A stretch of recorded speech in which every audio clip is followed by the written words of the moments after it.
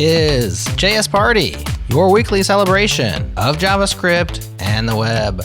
Check us out on the web at jsparty.fm. There you'll find lists of our recommended and popular episodes, clips, aka JS Party, the good parts, and a request form so you can let us know what you want to hear about on the pod. Big thanks to our partners at Fly.io. Over 3 million apps have launched on Fly. Deploy yours in 5 minutes. Learn how at Fly.io. Okay, hey, it's party time, y'all.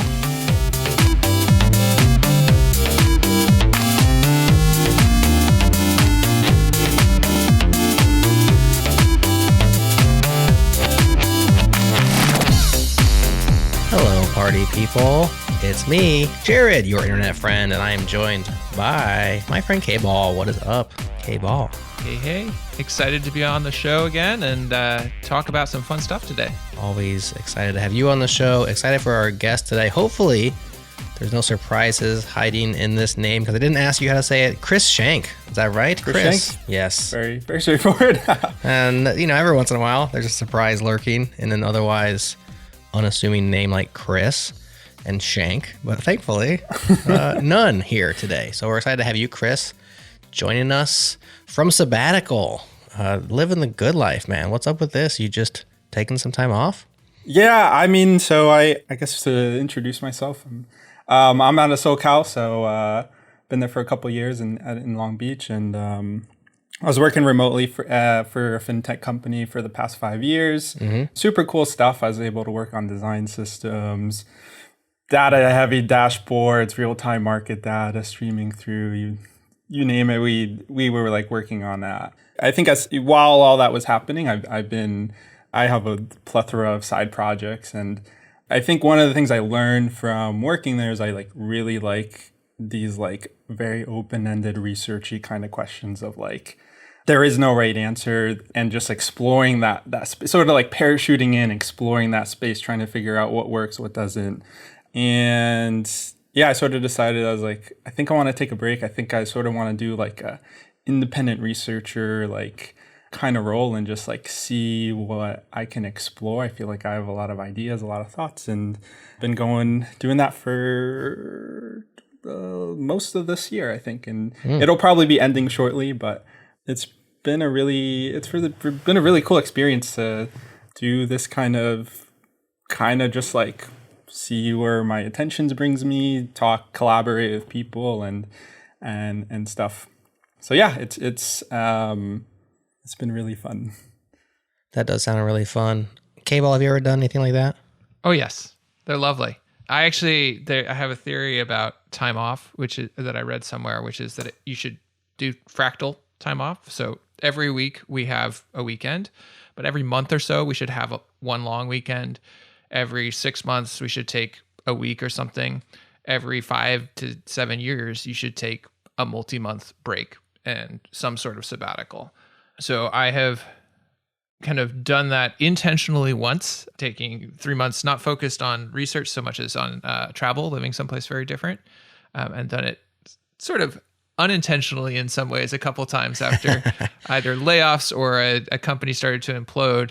Those times I did end up taking paid projects much more quickly, but it was still not doing the whole full-time job thing. Highly, highly recommend that type of variation in your work life if you can make it work financially, family obligations, all those other things. Right.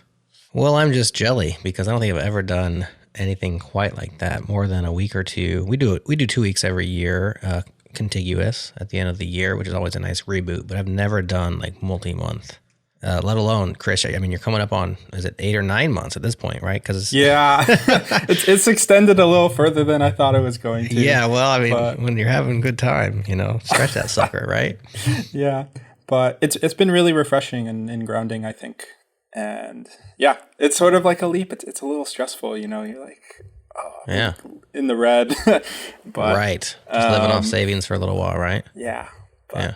It's been worth it. That is a stressful thing, right? You watch that bank account number ticking down. And even when at least I found, even when I have done the math of saying, okay, it's okay for me to do 6 months or 3 months or whatever it is, still the effect of watching that tick down is a little piece of stress. Yeah, no, it is. I think on the plus side, like I've never been in an environment where I've just can do what I wanted, right? And just like, like going through school, work, like you're always like sort of told what to do, and you're always in an environment that's like nudging you in a certain direction. And so just being able to take a step back, be like, this thing isn't happening today, I'm going to work on it tomorrow. Or, like it's a weird feeling. Right. That, I don't know, I've never really like experienced before. You can get some amount of that if you do like a consulting contractor type of thing, if you work at it. Like I knew a guy also based in Southern California, actually, who over a period of years set up a set of freelance contracts with people where they was with companies that wanted his skill set, but were okay working asynchronously, had a bunch of work that they really were willing to pay to get done, but didn't have strong deadlines on. And to do that, he made other trade-offs. He was sometimes working at a lower rate than somebody in the most on-demand thing, or he was working with older technologies or whatever. Like there were trade-offs involved, but he did this and he cultivated the set of clients. And then he told me, okay, I've spent 5 years setting up my life. So now I can choose every hour, any day, any time zone. Do I want to work today, or do I want to work this hour or not? And he took off around the world and just was like doing that from everywhere. So it is possible even in a work environment if you craft it enough, but it's hard. Yeah.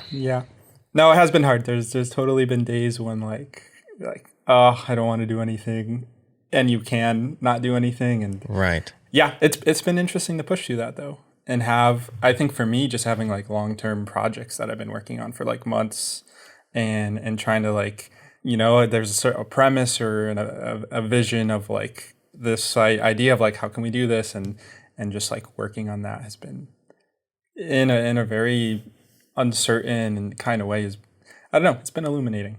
That's awesome. I think we need both things going on in society, right? Like we need those who are just like consistently pushing the ball forward of progress and working and doing the, all of the maintenance things. And then we also need time and people to like think deeply and attack hard problems and have the luxury of saying, I'm going to spend a week just thinking about this thing. I'm going to try 17 iterations and see what happens.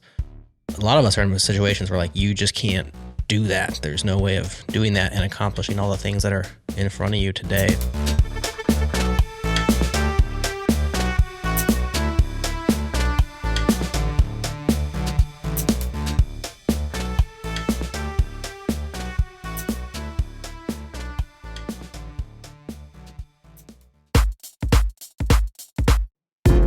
Okay, party people, this one's for you. I've got just 30 seconds to tell you about Wix Studio, the web platform for freelancers, agencies, and enterprises. So here are a few things you can do in 30 seconds or less on Studio. Number 1, integrate, extend, and write custom scripts in a VS Code-based IDE. 2, leverage zero setup dev, test, and production environments. 3, ship faster with an AI code assistant. And 4, work with Wix headless APIs on any tech stack. Wix Studio is for devs who build websites, sell apps, go headless, or manage clients. Well, my time is up, but the list keeps going on. Step into Wix Studio and see for yourself. Go to wix.com/studio. Once again, wix.com/studio. We brought you here to pick your brain a little bit, to noodle with you, to hopefully glean some of your big ideas that you've been having over the last 9 months. And so we thought we would start with this one about the post-component paradigm. Like, if we're going to go post-components, we are definitely in the component as substrate era of web development, right? Yeah. I think we've arrived there over the last 7 to 10 years. And you're thinking post-component. So let's unpack that.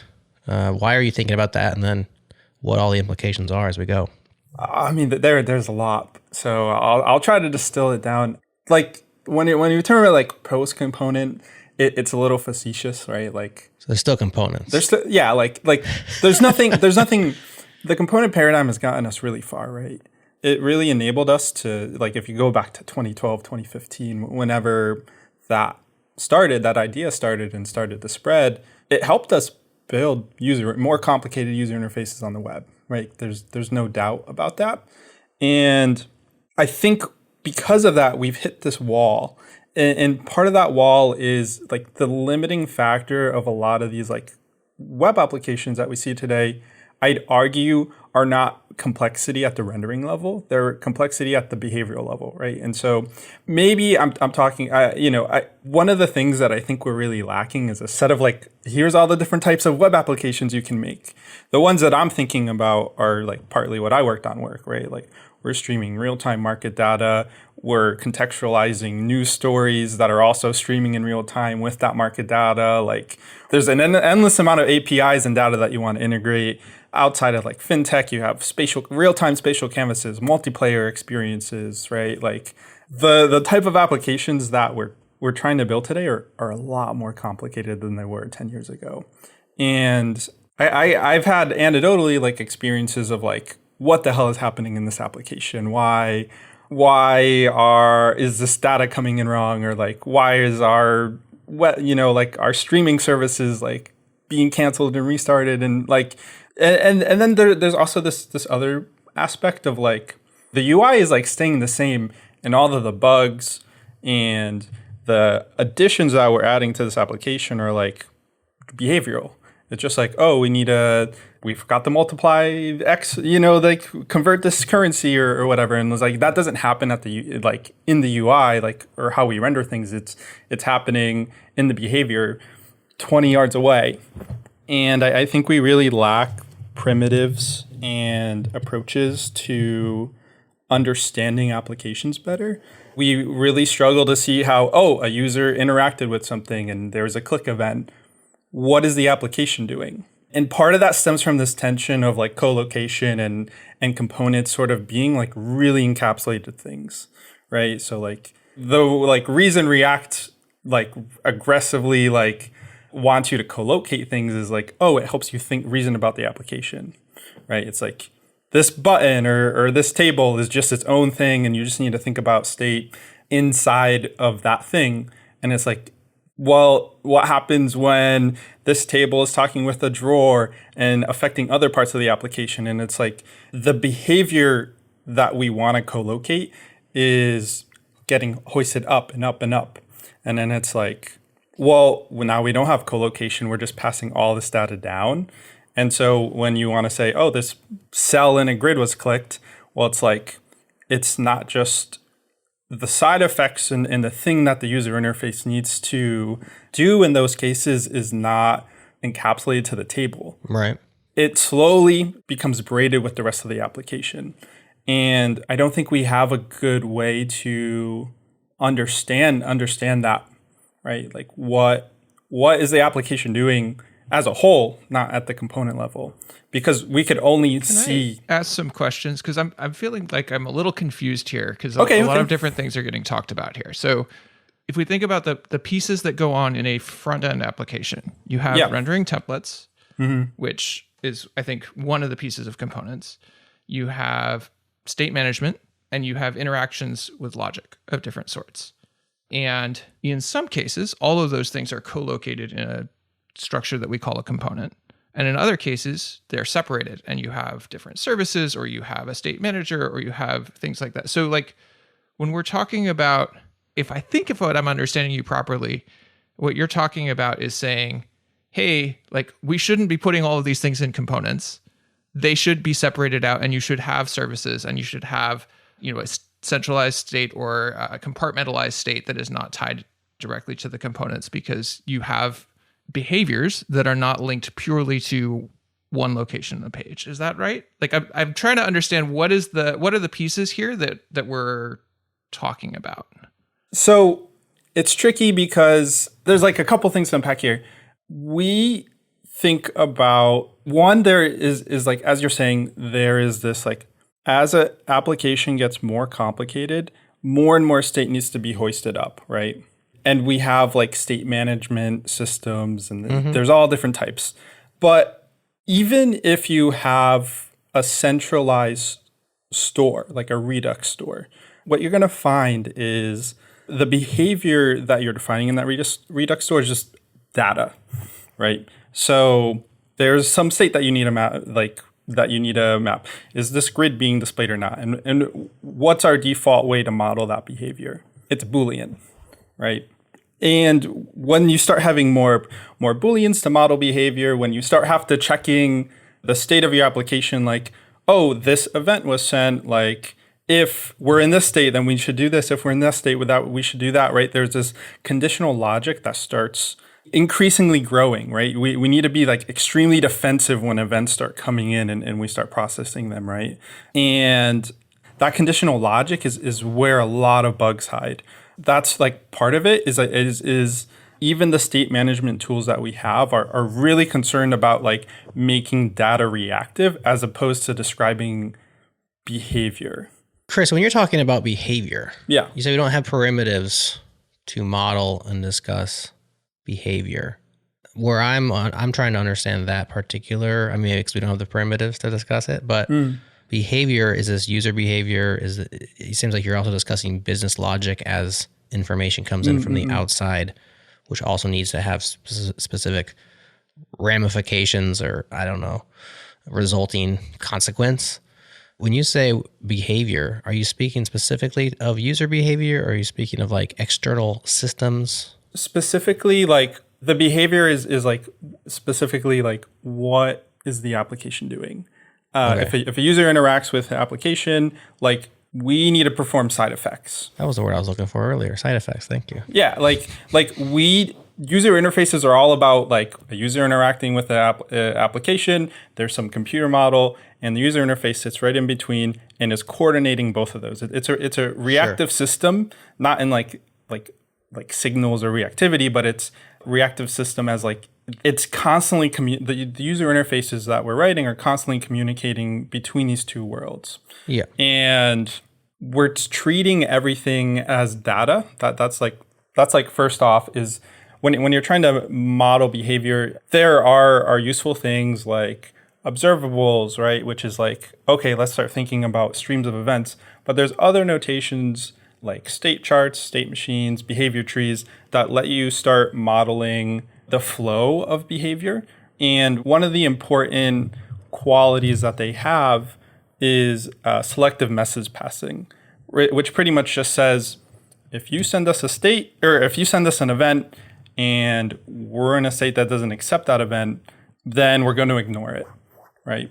So a very easy example of that is like you have a form, you submit a button, the user submits, that form, but they double click it. Mm-hmm. So we have two submit events. A lot of state management solutions don't have that particular affordance in them. So essentially we will just like execute that twice. And there's actually like something really interesting because I saw recently that like React is not allowing async event handlers because of this exact thing, right? Because if you have an async event handler, it's just going to be called straight away, perform some asynchronous stuff, and there's a chance that the user can press it again, right? Press that button again, that same handler gets called again. Sure. So what happens in that case is we have to say, oh, let's keep track of like whether it's already running or not. Like, right, there's like all this extra work we have to do to prevent like a trivial case, like a user double clicking a button when we sort of assume that it's clicked once. Yeah. And so like, why aren't we like helped? Like, why are these frameworks that are helping us render things, like, why aren't they helping us with these very simple behavioral edge cases, for example? So what would a future look like?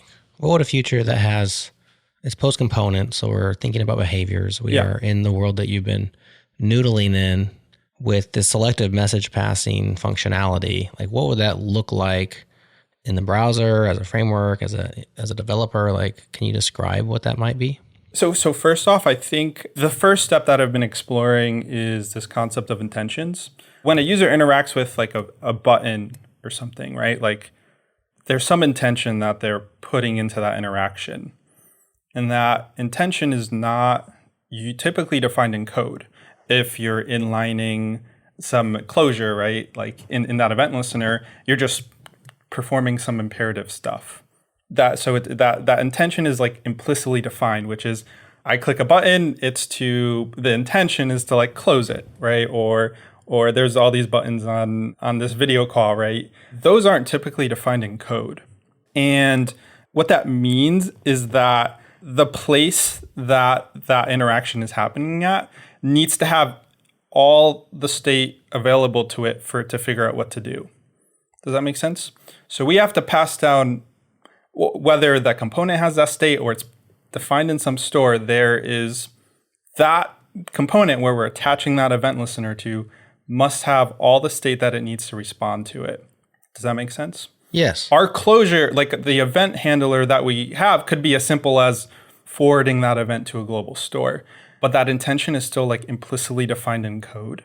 And so there's all this additional data that we needed to pass down the component tree in order to respond to events. Right. And so the first thing I've been thinking about is, what if we could declaratively define that intention in the DOM, for example, as an attribute, right? And we can make it easier for that interaction to be handled anywhere.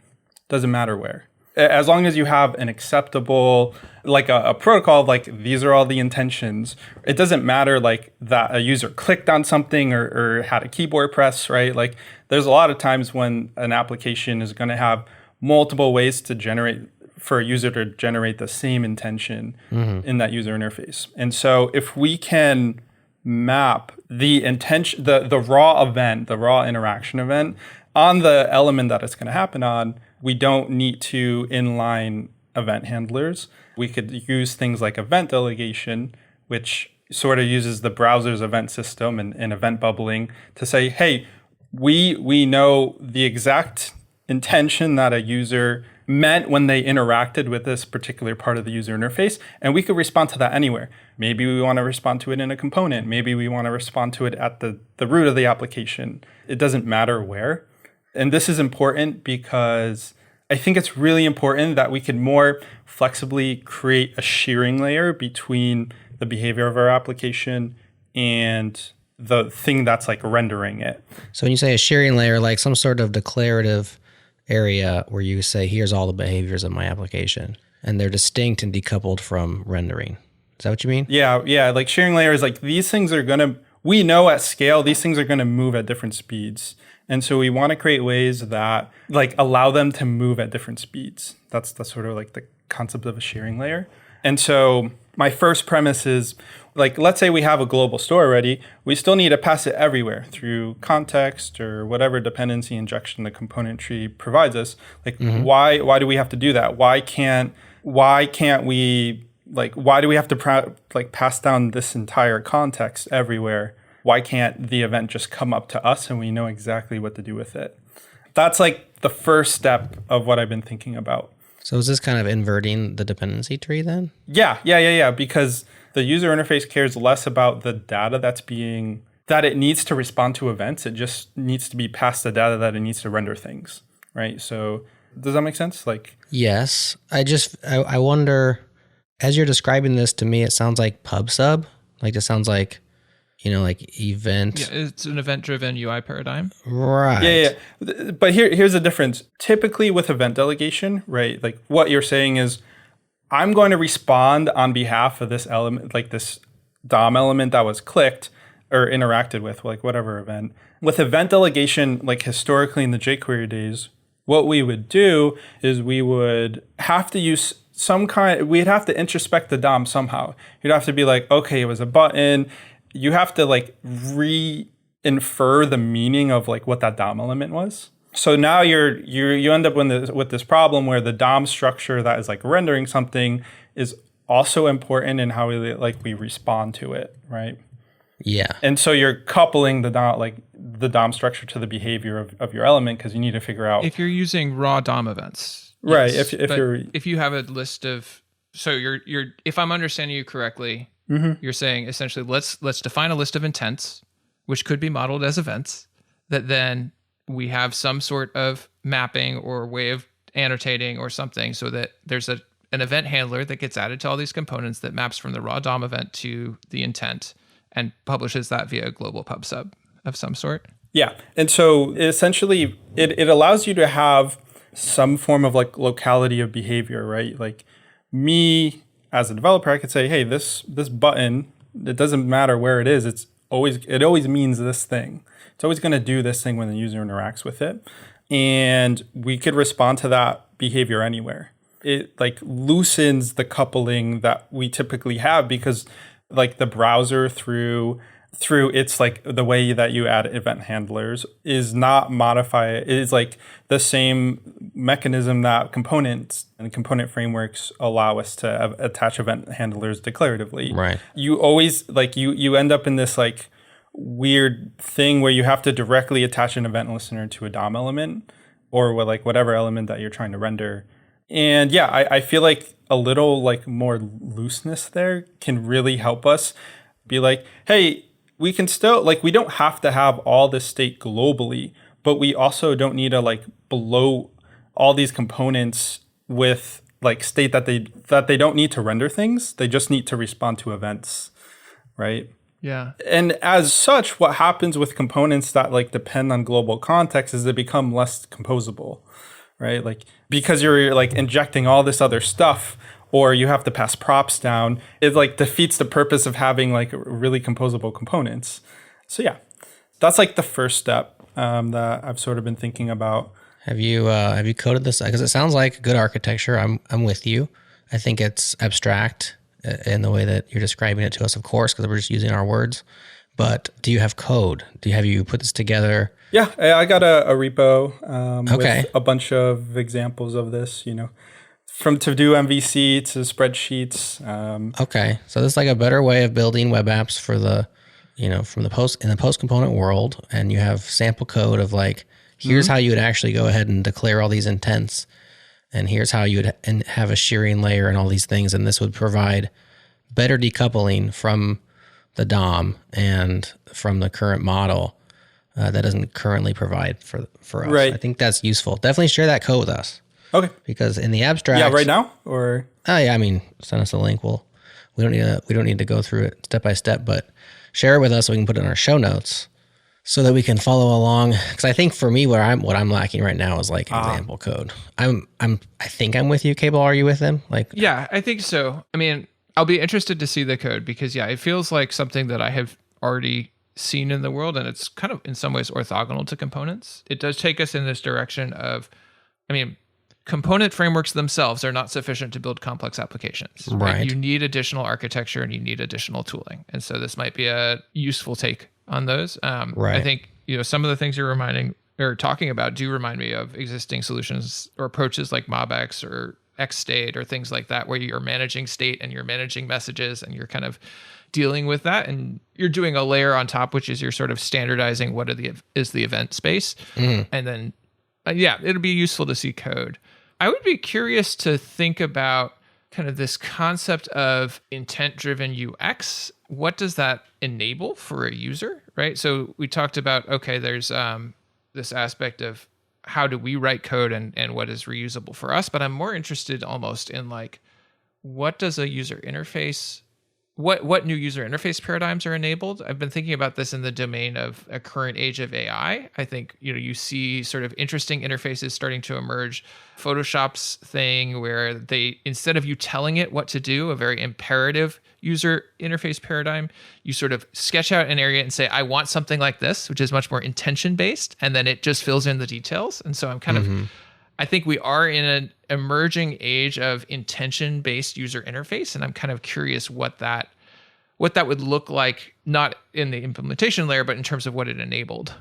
Yeah, I feel like part of this is we're taking something that is generally really explicit, or at least trapped in JavaScript, right? Like the concept of there's a explicit user attention that maps to a DOM event on a certain element, right? Like that is something that is explicit. And now that it's a DOM attribute, it has some declarative nature. And one of the benefits of that is you can go into DevTools and you could just look through the user interface and be like, what? You could literally just see the type of interactions that you can interact with as you're scrolling through. But I'm assuming an end user is probably not going in DevTools. So he's talking about a developer user. Right. So for like, I don't know exactly what you meant by like, are we generating user interfaces or are like end users generating? I'm wondering what this enables in terms of what a user is actually going to experience. I don't think it's at that level, is it? Yeah, it's more at the. I'm not sure it affects like the end user unless they're going into like it makes certain things a little more observable if you're like going into DevTools and stuff. But one of the things it could enable is we could see like command palettes. Like we could generate a command palette from all these intentions that are like in the DOM. So like there might be additional like affordances that you can extract from like knowing this in a much more declarative fashion. Yeah. Like here's a list of things this web app can do. And we know those because we define them. Yeah, as opposed to just living invisibly in JavaScript. Well, and that's actually interesting because that takes us into like one of the really cool things about HTML and moving towards markup is it allows, for example, browsers to automatically infer a bunch of information and then expose it in different ways, for example, to a disabled user who might need different interfaces or different explanations. And so if you're exposing your behaviors in that same way or your functionality, one might say, okay, well, maybe I'm publishing a website, but somebody might have a voice-driven interaction, conversational interface that can access those same different things. Or maybe, you get an automatic API interaction of some sort. I don't know. There's some interesting potential out of that. I've thought about that too, and maybe there are like ARIA attributes that can convey this information that we could use instead of like a custom attribute that the browser doesn't understand. But yeah, I could see it helping assistive technologies. I can also see it. There's also like a malleability aspect here of like you could, and I don't know, maybe this isn't like, I don't know how useful this would be, but I can go in as someone that sort of knows the web and start making things more malleable. Like I could change the intention of this button. Maybe that's good. Maybe that's not. I think there's another aspect here. Another topic that I've been exploring about like making the web more malleable that it could be related to, but I haven't really thought deeply about it. At least more programmable. I mean, you're kind of providing an API for things that are slightly less human to be able to, assistive technologies are that, right? Like they are acting on behalf of a human. And so maybe more easily programmed, which is good, but also can be bad when you're trying to keep the bots off your website, they just keep submitting your forms, even though you've got the CAPTCHA and they'll get figured their way around it. You're like, no, Stop being so stinking human. Meanwhile, I can't identify all the squares that have a bicycle on them. Mm-hmm.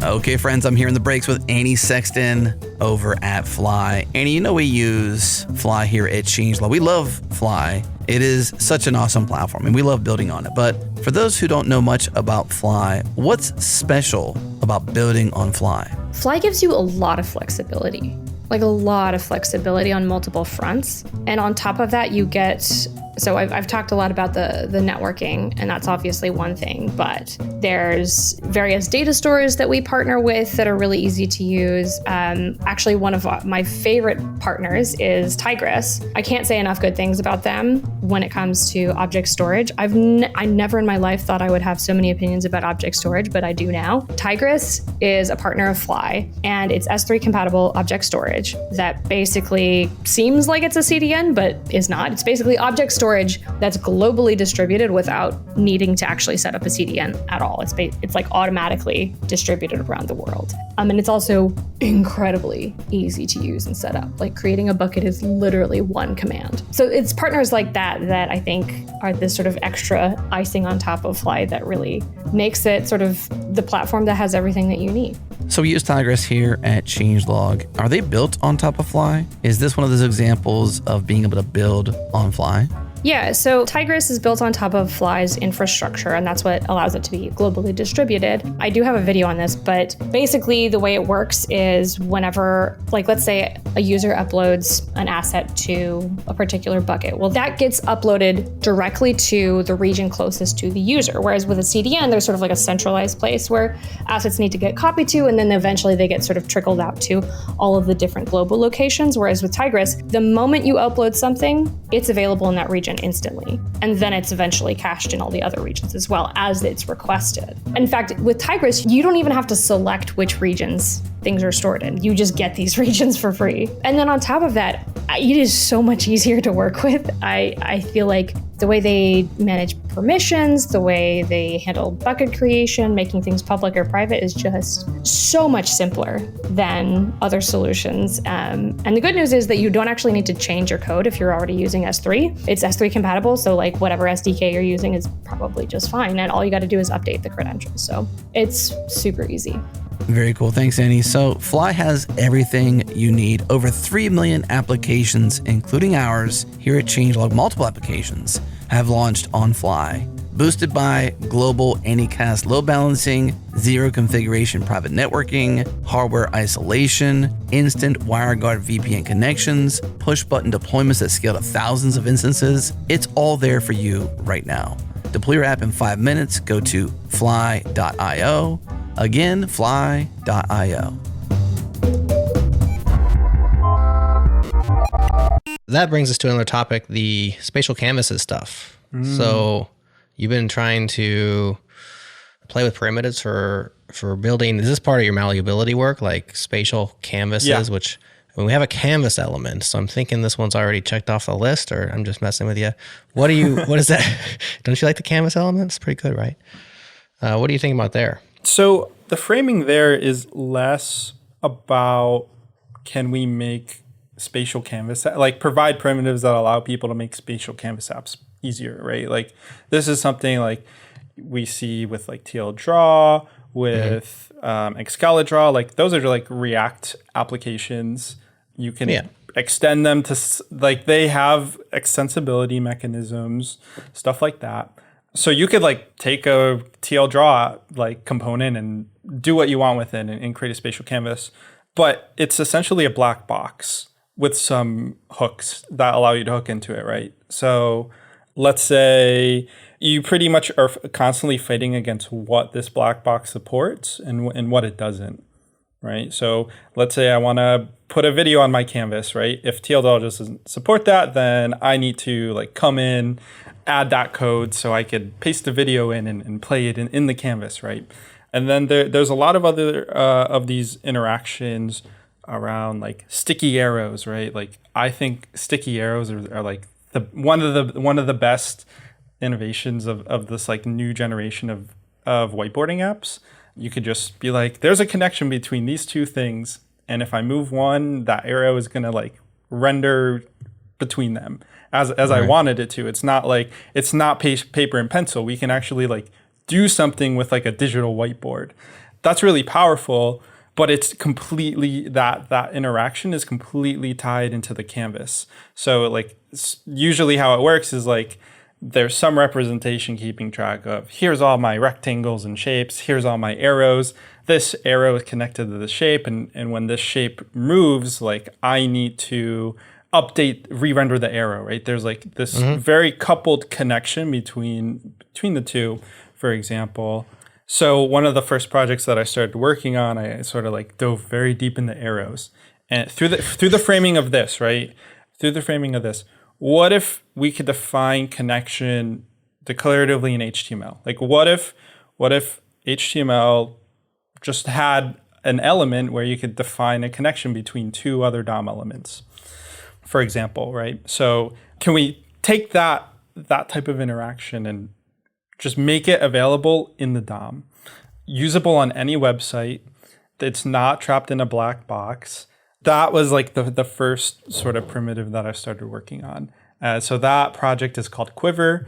The tagline being your declarative arrow, your quiver of declarative web arrows or whatever, right? And essentially what it is, it's a little toolkit for creating arrows through custom elements. There's all different types of ways that we could render an arrow, but the crux of that particular primitive is you can define connection between a target, so it's a custom element. It has a target attribute and a source attribute, and they're just CSS selectors. So you can define these arrows in HTML, and there is some magic that will render that arrow between those DOM elements as they move. And what's important is it's not just the way we're like observing movement of like bounding boxes and stuff works with like browser layout. So you could have like, maybe you want to define connection between two things in a flex box, right? Like it works with browser layout, and it also works with manual like direct manipulation of dragging and dropping things.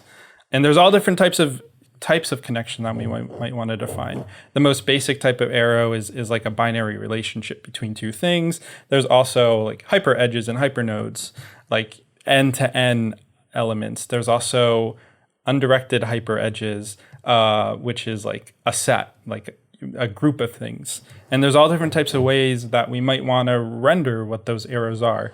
You might want a curved arrow. You might want an orthogonal edge, like right edges. You might want, maybe you're trying to define like connection between two text items, and maybe that is going to be rendered differently.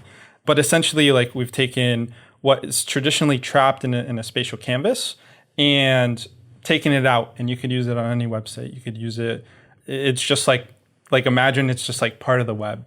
Yeah. And then more recently, I've been working on how can we make parts of a web page like directly manipulable. So like, you know, it has a shape, it has a location, it has rotation, right? Like, you know, like traditional like event interactions that you have, like if you draw a shape on a canvas. But can we do that for any DOM element? And so that's also a custom element. And the like, you know, the framing again is, what if there was a way to just in the browser, like through HTML or whatever, that allows us to like make parts of a web page directly manipulable. And that's really important. Like, have you ever like been reading a blog and you're like, man, I really wish I could like add some notes. I could add like rearrange things as I'm like processing it. Like that's what these kind of primitives would enable, like that kind of malleability where like permissionless innovation, permissionless like extensibility. Like I might be reading your blog and I want to rearrange it. I want to find connection between things. I want to, more importantly, like, and this is work that hasn't really been done yet, but starting to think about it, like how can we get across, you know, single origin security policies? So like, can I make multiple web pages malleable and define connection between them and annotate them? Right. And what's important here is, again, the canvas isn't a black box that I'm bringing in. It's just part of the browser. It works on any web page, and you just need to register a couple custom elements in order to do that. Mm-hmm. So diving in a little bit, I'm looking at this quiver, and it's quite cool what you're doing there. So just to flesh out a little bit, you build this custom element that essentially underneath it has a set of observers tied to these targets. Yep. That kind of report back on where their positions are, and then it's rendering a custom absolutely positioned SVG, if I'm understanding it correctly. Yeah, at the moment, I would love to figure out how to render with clip path in the future. Why? It's an extensibility thing. So imagine if you could just like render an arrow with a single CSS attribute, it's going to make like the arrows a lot more extensible, like because we're not like doing all this SVG manipulation and stuff. It's just like we're computing an SVG path and putting it in a CSS property.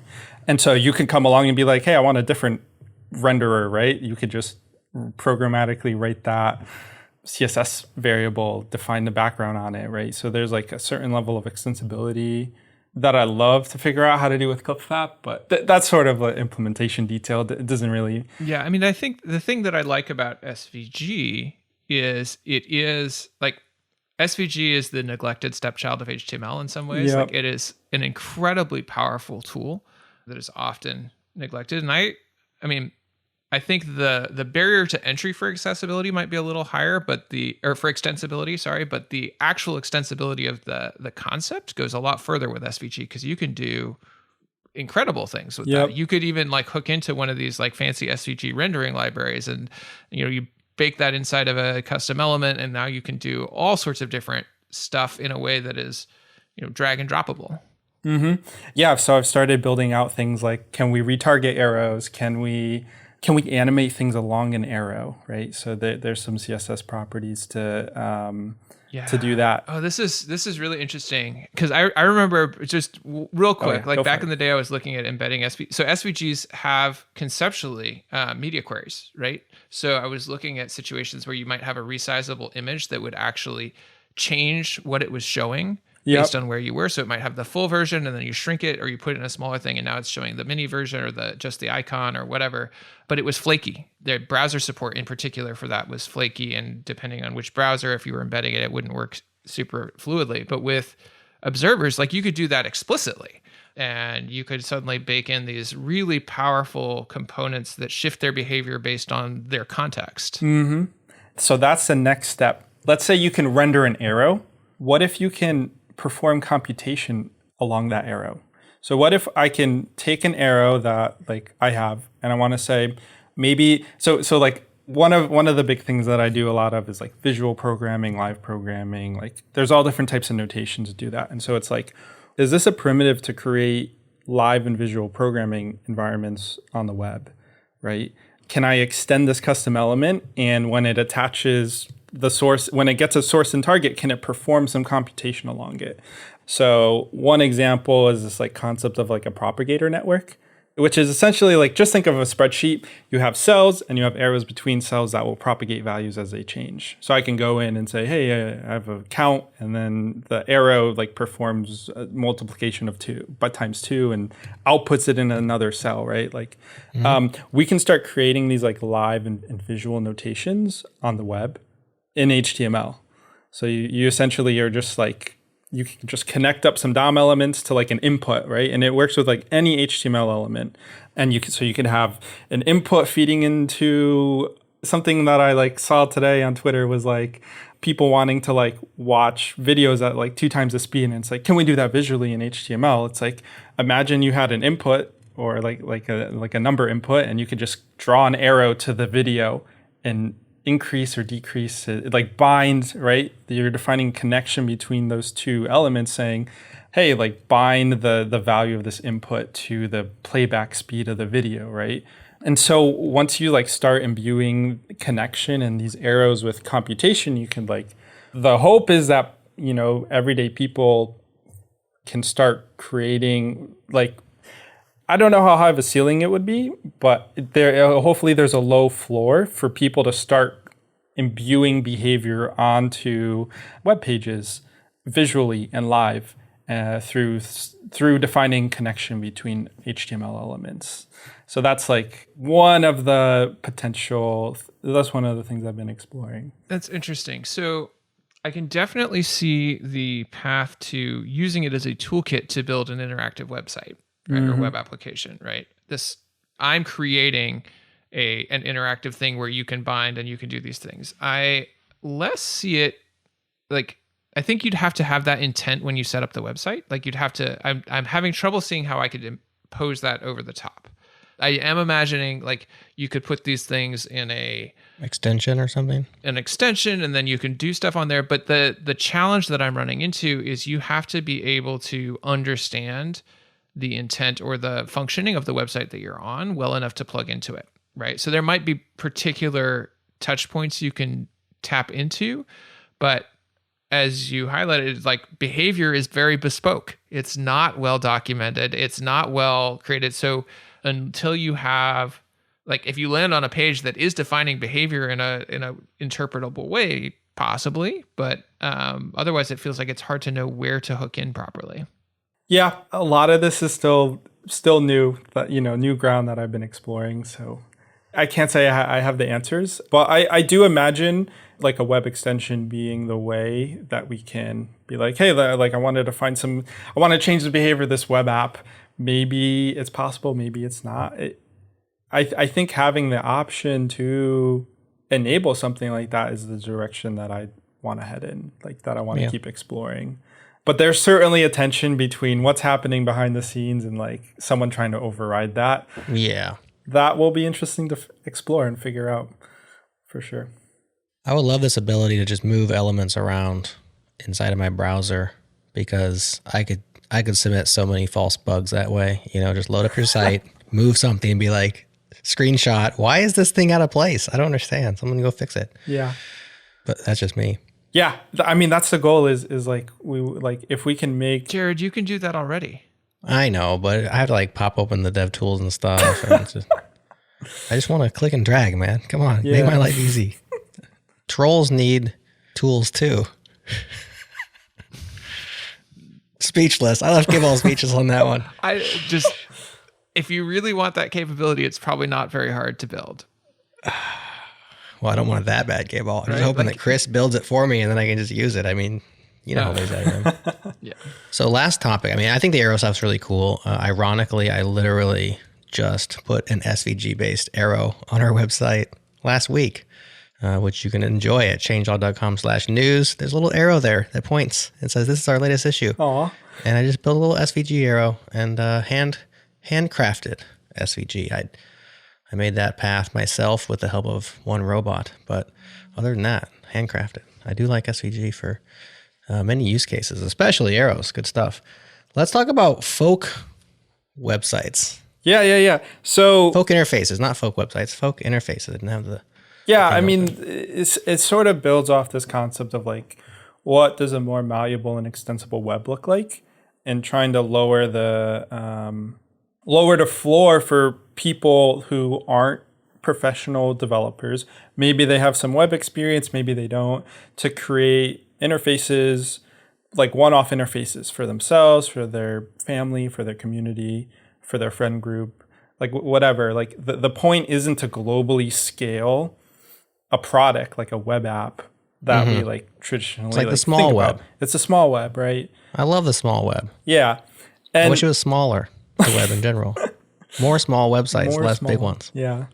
But that's the ethos, right? It's like, we don't like, that's a totally valid use case. And it's always going to be more contextual to the people that are interested in it, and there's going to be less assumptions of like some random person across the world that's designing and building out that product, right? Like, so it sort of ties into a lot of this Canvas stuff of like, can we make the web like more directly manipulable? Can we make it easier to define connection between elements and perform some kind of computation along that connection? It's also just related to how do we build a web page, right? Like, how can we like share this web page? That's like another aspect that I'm thinking about here. So specifically through this concept of like a self-modifying HTML file, of imagine like a HTML file that can like save to itself. So you have this like live, you can do whatever you want. Like you can edit with like content editable or manipulate a canvas. And there's a button that like allows that file to save to itself. Jared, it's Nick Nisi's blog. I was thinking the exact same thing. Well, he had to use PHP to do this, but if you could do it with just HTML, I mean, then more of us could allow comments that rewrite the file that hosts the comments. So that's like can we like, we don't want build tools. We like for these specific instances, like we don't want build tools. We don't want our content hosted somewhere else. We just like want that file. Is this possible? Can you make an HTML file that writes to itself? Yeah, I have a little, it's pretty raw right now, but I have a repo called Fulc, Fulc, that has that functionality. It is technically, it works using this new file system API. It's only available in Chrome, but you can essentially like save, you can say, hey, Chrome, I want to save a file.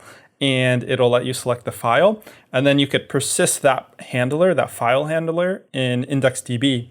So anytime you save that in the future, it'll just save back to itself once you define it, right? So only in local context though, yeah? This is the tension of like the web is hosted over the internet, and there's some like very authoritarian server being like, this is the HTML file, right? Like, so the particular like context here is like, you can take, let's say my blog or my website, like personal website is hosted in this fashion. Like, you can literally like just get a copy of everything. you can make your own edits and copy it, and that file is self-contained. It's just an HTML file. Ideally, everything is inlined, maybe besides like pictures or whatever. And so it's like a really portable way to... What if you did it also, you could modify it and it would update it in your local storage, and so your vision of the actual website when you went there was custom to you? That would be awesome, right? Like if there's ways to like overwrite someone. The only challenge is then if you update it, how do I get some of the new pieces? Like, is there a merge functionality? Yeah, I haven't explored that yet, but that would be really cool, right? Like this would help me do my long trolls, because if I move that element and I screenshot it, fine. But if they want me to show it to them on my machine, I have to reload the page. if it would just reconstruct what I had done, then I could prove it that it's a real thing. Once again, you could do this in a browser extension, almost certainly. Yeah, no, for sure. And so yeah, that's like one of those additional primitives that I feel like we like. Again, it's not meant for like professional developers or like scaling applications, but what it's meant for, it's meant for you and the people that you want to build these like one-off web apps or websites for.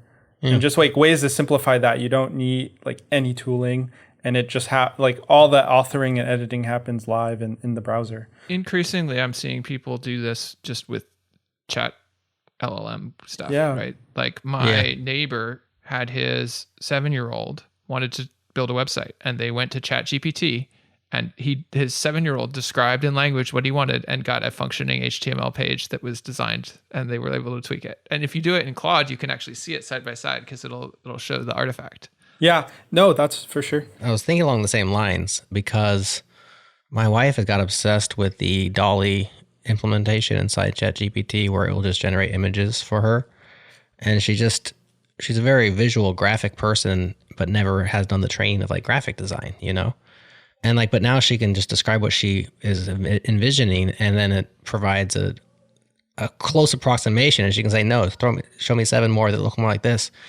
And eventually it lands on something that she's happy with, and she's just over the moon about this. And I'm thinking the same thing for websites. I mean, that's when my eyes lit up when KBall said that, because it's like, yes, just allow me to describe what I'm interested in, and that's empowerment right there. Now, KBall, can you take that from inside of Claude or wherever it is and host it somehow, like directly onto the web so that you can share it? I think that's a good question. I don't know that exists today, though. I think there's a variation of this that should show up. So like, I don't know if y'all have played it all with WebSim. I think I referenced it in a previous one, but it's... Yeah, we loaded up my review of TypeScript website. Live generated websites. So I think this is a cool thing. There's a something that probably doesn't, or I haven't seen yet, but should exist, which is essentially something in between where you get this thing, but then you're able to have a conversation to manipulate it. And you can see the beginnings of this in Claude's artifacts, where you can render out a web page, it'll show it to you, and you say, oh no, swap this and that, change this around, and it'll render you the new version.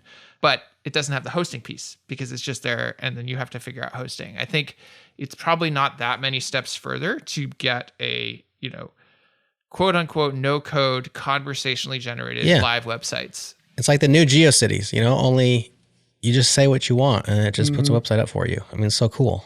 One of the things I've been meaning to explore, I don't know what version, but in Chrome, there's an experimental flag they're essentially like embedding some LLM in the browser. Yeah, and it'll be like window.prompt or whatever. Mm-hmm. So imagine if you could just like prompt, you're not like generating something side by side, you're like prompting in itself. So it's like, and then imagine there's like some affordances where like you could like modify that existing website that you have already written in itself, right? So because it knows itself, you're in that website, and you can just be like, hey, I need you to update this with some additional functionality or redesign yourself. And it could take itself, pass it to the prompt, and then update itself with the response from that prompt. Like that's the kind of things that you can do here. And what's important too is like it's a file that you own, or at least you can own if you save it. Yeah. I think there's something really, I think there's something really powerful about that. Well, the challenge there is the authoritarian web servers, isn't it? Yeah. Because everybody likes to create something new. And as soon as you create it, by the way, as soon as Dolly comes up with an image that she likes, she can just airdrop it onto someone else's phone, or like it's just an image. So you're just file sharing. But as soon as you have an HTML file that you really like, and you're a normal person, you ask the next question of like, well, how can I share this with the world? And it's like, oh, things just got a whole lot more complicated. You know, for us, it's easy. It's like, well, you just drop it on your S3 bucket and they're like, S3, excuse me, what's that? You know, and it's like, of course, there are platforms, you know, the old school GeoCities reference. There's things like Glitch and other, you know, people trying to provide this. But if there was a seamless way of saying, I have now authored my own HTML file that I have here on my iPhone or my laptop, and I want to just single click share it with the world, or no clicks, just like, okay, share this now. That, I think, is something that is missing, unless it's out there and we haven't heard of it yet. But someone should build that. Yeah. Come on, Chris, you need a job. Go build that sucker. Oh gosh, you're giving me ideas. Yeah, I mean, the closest thing I could think of is like Netlify's like drag and drop website. You know, you just drop those files and it will publish it for you. But that's a little different than what you're talking about. Yeah, I mean, everything. There's 17 different ways of getting that hosted on the internet somehow, and none of them are easy for people who aren't like us. You know, there's just too much friction there. And so somebody who solves that friction, I think, unlocks a lot of potential, because so many people have creative ideas and taste, but they lack the skill to bring it into the world, right? Like that's the barrier. Just like with photography, it used to be you have to like learn all of the tools, all of the cameras, the lighting, the this, the that, right? The flash, shutter speed, all this kind of stuff in order to capture what you're envisioning. And we've just been through progress, just lowering and lowering and lowering that bar so that more people can take pictures that they like, right? That's what at the end of the day you want. And finally, we get to a point where it's like anybody can take a pretty good picture. And that's what we need with websites. Like anybody can make a pretty good website. Imagine if we could say that. There'd be so many, the small web would be huge. There'd be so many small websites, I think. You don't feel like the existing drag and drop no code tools do that? Maybe they do, and they're just not like mass market enough. I mean, they feel clunky as heck to a developer, but like if you want to set up a Squarespace or something like that, like the barrier is shockingly low. Well, you're talking $15 a month. Yeah. That's a high barrier, isn't it, KBall? I mean, that stops a lot of people in their tracks. I mean, fine if I'm going to start my own business, but not fine if I want to show my friends that we're having a soccer party next week. I want like a one-off soccer website that I don't know. It's super cheap. Yeah. Yeah. Yeah. I mean, the question is, what's the incentive to build it then? Yeah. Like, if we make it so cheap, how is somebody? I mean, it could be a hobbyist project, but the hosting is going to cost something. Just HTML, man. It's just HTML. Come on, KBall, stand up a server. CDNs are cheap these days. I think you could find a middle ground, hopefully. Yeah. I mean, obviously, you need to make the economics work. Nothing's free out there, but you could find a middle ground, maybe. I mean, like a Netlify or someone else who has the upsells available, it could make sense, right? Like Vercel should build this. Netlify should build this. Like, it's the easy on-ramp to their tools. Though there is a question of like, do these free users or very cheap users, like, are they actually going to upsell to those things, or they just want the like free hosting? Yeah, it's actually, I think to what to like step back on this for a second. All of the capabilities exist in the world. Building this is not a massively hard problem. The question is, what's going to fund it to be created? That might be a hobby project, but then even more importantly, maintain it over time. You know, I think of software, 80% of software expenses is maintenance. So how does this thing stay maintained over time? What's paying for that to happen? Like, I'm not sure the economics are there for it, unless you can get somebody who's really excited about it. I mean, maybe the JS Party audience wants this to exist, and they'll all throw in, $50. And if everybody threw in $50, that's a lot of money to build this thing. Right. Easier than that would be one sugar daddy, wouldn't it? I mean, that's what most people do. They just find one. Are you volunteering? Yeah. I'm no sugar daddy. I need one. But if you're out there, if you're a wayward billionaire who's made their living and just loves JS Party and would like to fund a platform for normal people to upload their HTML files seamlessly, reach out. We will to generate an upload, right? Just to have this conversation. Boom, boom, boom. There's my website. Right. It's WebSim AI, but with real websites, right? Like WebSim is like fake websites, right? Like they kind of do stuff, but they're not for real. It's like it's WebSim plus I can iterate and modify it, probably conversationally, plus I can publish it to the web. There you go. There's your spec. And I guess you could maybe monetize. Another way you could potentially monetize is you hook in with domains and like you sell domains or you get a referral from selling domains. True. See, Chris, there's lots of ways this dog can hunt, man. Yeah. If you build it, I'm not sure if they'll come or not, but it sounds cool. Thanks. Yeah, I appreciate it. But that's the vision, at least. See how it plays out. Very cool. Anything else you want to talk about before we call it a show? I mean, that's the despairing but interconnected things that I've been thinking about and working on. So, yeah, I appreciate the time and chatting with you, both of you. And I appreciate the ideas. Maybe I'll let you know tomorrow if that hosting service will become a thing. I was gonna say you're gonna build it that fast. All right, we talked about it this morning, and by tomorrow it's live. Let's go. He's got free time.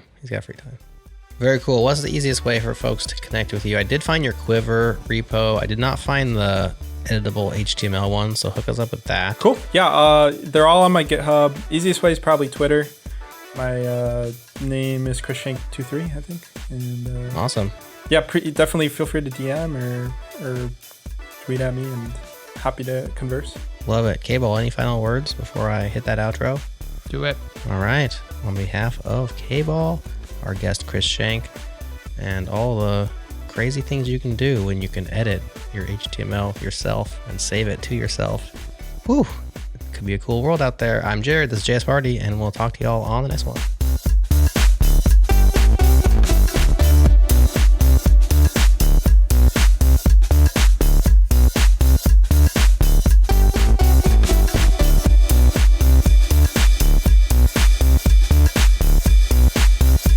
Thanks for listening to JS Party. We love that you choose to spend time with us each week.